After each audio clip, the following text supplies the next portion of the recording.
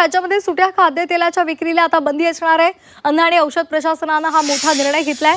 दुकानदारांना सुटं तेल विकता येणार नाही। नियमांचं उल्लंघन केल्यास 7 वर्षांचा कारावास होईल, तसंच 10 लाखांच्या दंडाची तरतूद सुद्धा करण्यात आलेली आहे। तर भेसळयुक्त आणि निकृष्ट तेलाच्या विक्रीला चाप लावण्यासाठी एफडीएने एक मोठा निर्णय घेतलेला आहे।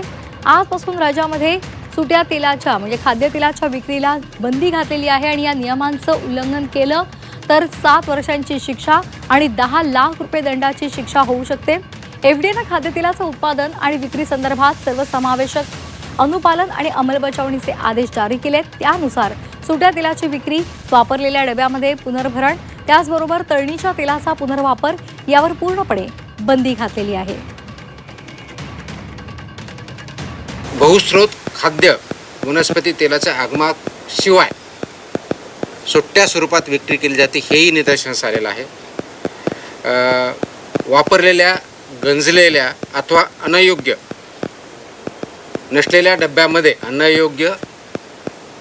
डब्यामध्ये खाद्यतेलाचं पुन्हा भरणा करून त्याची विक्री केली जाते, ते पण अलाउड नाही। अशाही गोष्टी निदर्शनास आलेल्या आहेत।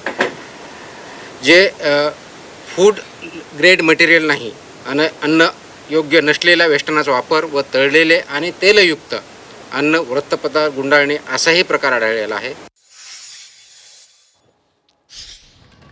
खाद्यतेलाकडे सध्या तुकाराम मुंढे यांनी आपला मोर्चा वळवलेला आहे आणि त्यांनी एक वेगळा मोठा निर्णय घेतलेला आहे।